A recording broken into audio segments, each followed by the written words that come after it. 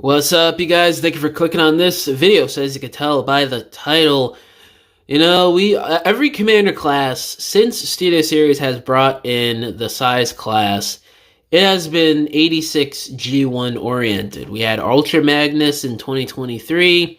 This year we had Optimus, and next year it is Long Haul and Hook for the Constructicons and Devastator. So I'm just wondering here, when are we going to get a Commander class that isn't G1 from the 86 movie within Studio Series? Now, I'm all for getting other iterations of Transformers in Studio Series because at this point, it's a catch-all just like the regular mainline generations. So that makes me wonder, Studio Series, the main draw of it is the movie stuff, more specifically live action. And the last three Commander classes, 3 years in a row since the inception of it within Studio Series, has been 86. I just want to know, when the hell are we going to get a BAYVERSE Commander class or just anything live action in general? It could be from the new continuity, Rise of the Beast, whatever. And I honestly don't know. I'm assuming it's going to be in 2026. Because it's just kind of obvious, at least to me, in terms of the reasoning. A lot of people have been demanding Hasbro the last year or two for the next Studio Series Commander class to be BAYVERSE at least. And, they kind of had to make one member Commander class for the Constructicons. So it was kind of a given, at least for next year, that some of the components would be Commander class for Devastator, because at this point, how Hasbro operates and just how the world is with making these Transformers, one component has to be Commander class to get all the combiner parts within the figure. You can't throw in some arms and limbs anymore with the Deluxe or Voyager. It sucks, but that's just how the world is nowadays. So that was kind of a given. It does suck, but, it's just how they had to do it. So it leaves room for 2026, at least for Studio Series. I'd assume for the regular mainline generations, the Commander class is going to be Onslaught for Bruticus, because we're getting a member or two. I can't remember if it's Vortex and Blastoff or Brawl or whatever for 2025. And then supposedly in 2026, we're getting the rest of the team with Onslaught as the next Commander class. So you can't really gauge anything from the mainline generations for 2026. But for Studio Series, what is there left to do in terms of, 86 G1 stuff within Commander class? Really nothing.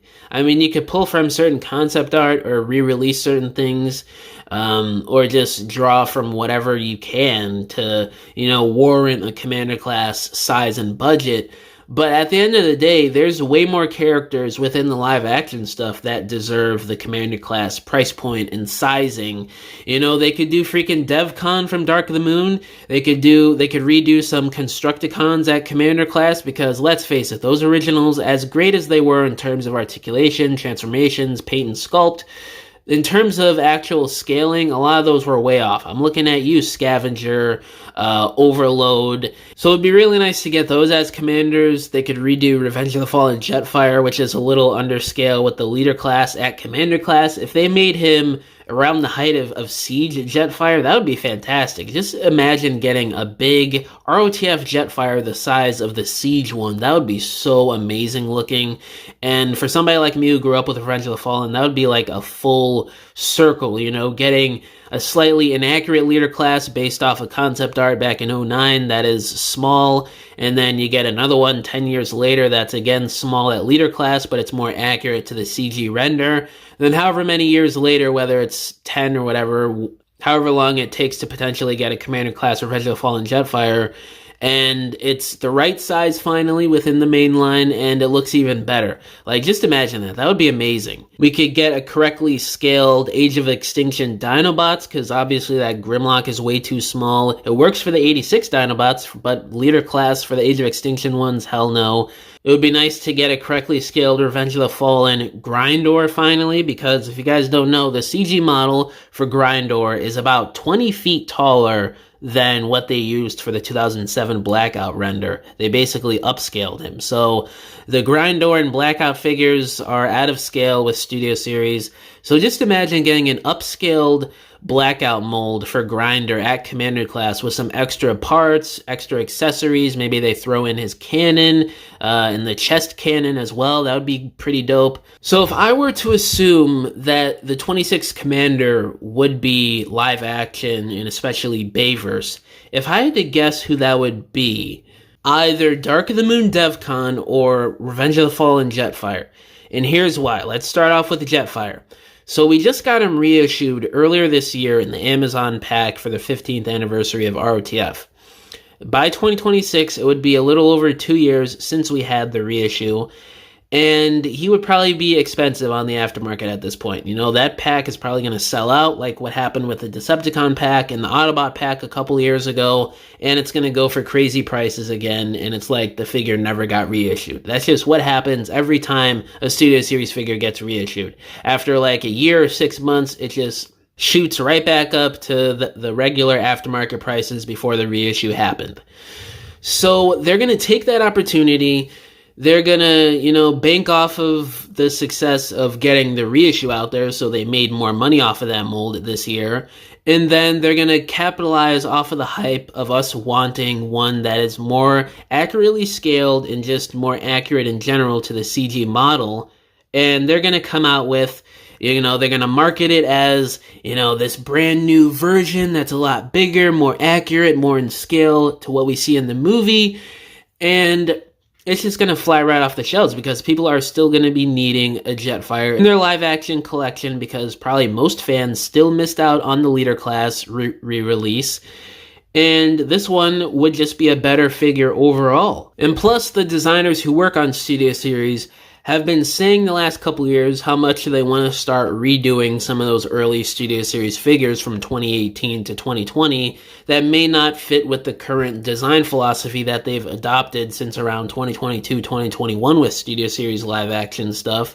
And just to get those characters out there again that are super expensive on the aftermarket that haven't had new figures in over 5 years now at this point. So it's definitely a possibility that they would want to start doing that at Commander Class Deluxe Voyager Leader in 2026. Especially by then, it would be close to 10 years since the line started. Now, for Dark of the Moon DevCon, he's one of the last remaining characters from the cast for Dark of the Moon that we need redone. And at this point, Commander Class really isn't a high production run.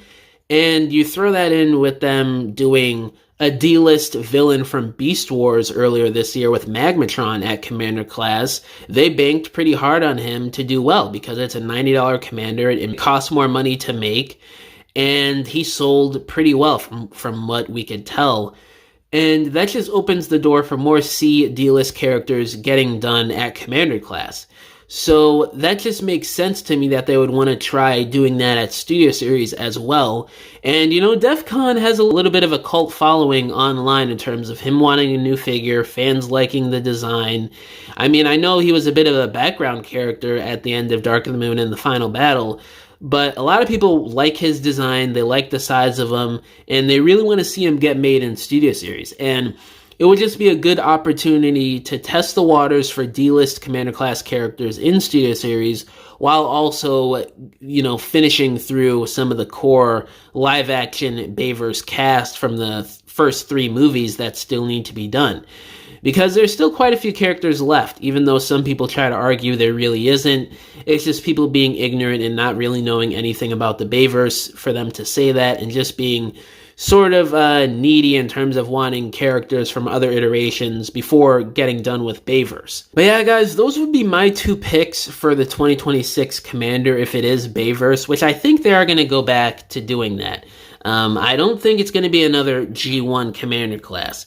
Because again, it's been 3 years in a row with G1 86 commanders within Studio Series. It just wouldn't make sense for the 4th year in a row to be another 86 commander when so many people are online are basically begging Hasbro not to do it again for a 4th year in a row. It would just be ridiculous at that point. But who knows? I could be wrong. I'm just speculating on what we know so far in the years to come. But yeah, guys, let me know down in the comments below. Do you think in 2026 we will get a BAYVERSE Commander class for Studio Series? And who do you think it will be? All my social medias are linked down below, including my email if you guys want to hit me up about business inquiries or if you want to message me about whatever, or if you want to commission a diorama from me, because I make dioramas for people for their step motions, photography, or regular display shelves in your homes. You can either hit me up on any of my social media accounts or just email me and we can work out a deal. But yeah, guys, thank you for watching this video. Catch y'all in the next one. Bye!